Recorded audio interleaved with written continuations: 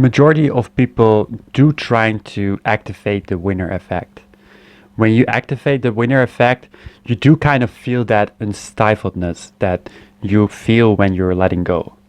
But it's kind of cheating the system by, for example, in your work environment, you're like the manager, or at home, you feel like you're the one that's winning. You're the one that's above the other people because you're in the winner effect. And you can hijack yourself in that kind of way, but that's not what we're looking for. We're looking to let go of this need to be cool, because that's where we'll talk about today. It's about this need to be cool. I used to dress to fit in, to feel cool, but also sometimes dressed to like impress other people, to feel cool. Like, look at my outfit, look at how I look, right? And I did in different ways. I tried to be cool when I was younger, when I was in my teenage years.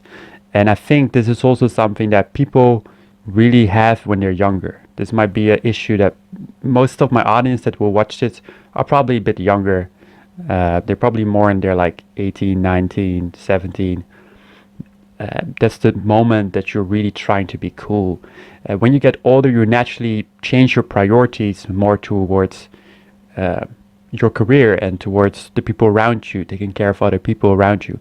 So for me specifically, it was that I just grew up, and being cool started to become impractical.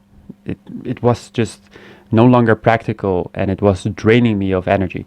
So for this video is probably gonna be a lot of young people watching, maybe a few older people, but if you're older, you might as well get some value from this. Putting people down,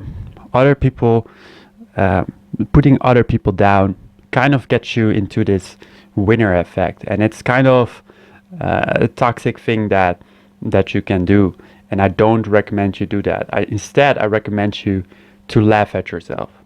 Laugh at yourself. That's a way healthier way to achieve this than always trying to be number one and putting people down under you. It's very toxic.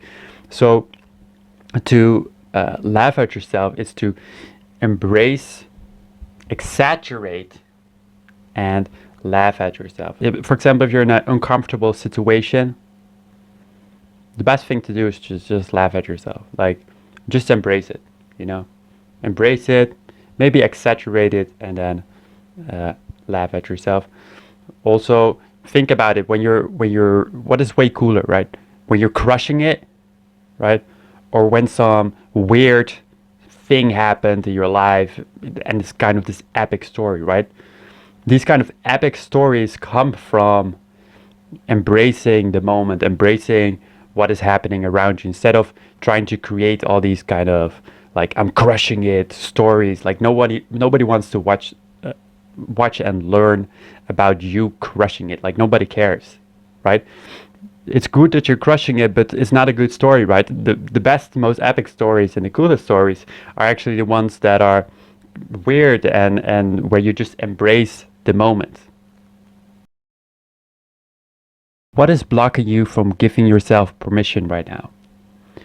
We always have this kind of front up that I talked about earlier, about being this kind of person, this cool person that acts a certain way.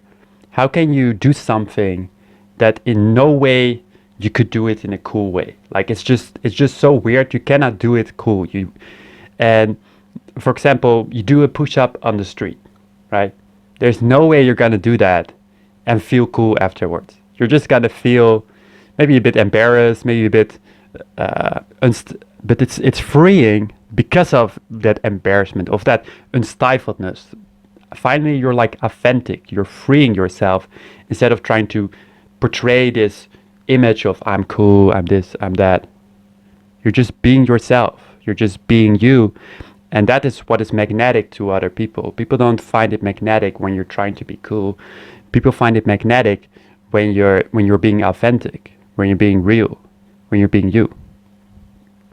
And so one thing you could do is, for example, that push up on the street. You have also other examples of this. It's just not to get attached to these kind of techniques that I'm talking about, like now you're going to go every day, now you're going to go out every day and do push-ups on the streets. That's not what I mean. I mean, try to find ways to do things that in no way you could do them in a cool way.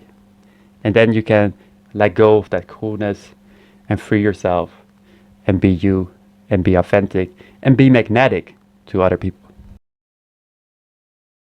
Other external tool that you could use is set your timer 3 times a day, morning, noon, and evening.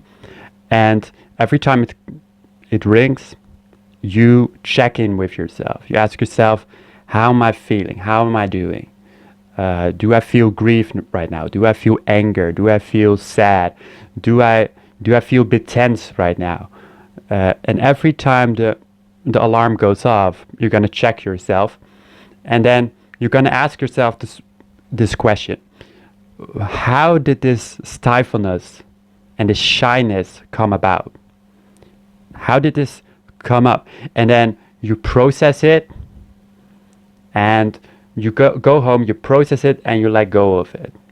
And maybe if you're in the middle of something, you don't have time to process and let go, you write it down on a piece of paper, and when you come home, you process it, and you let go of it.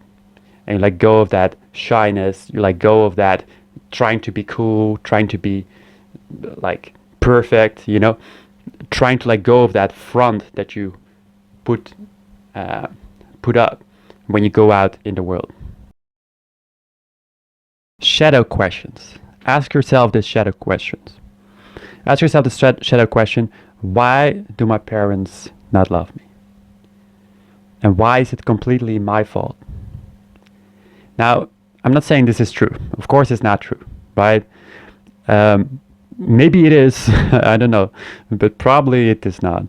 And the reason why we ask this question is not to see if it's true or not, is to see if some part of you believes this. Does a part of you in you believes that this question is true? And then the thing that you need to do is to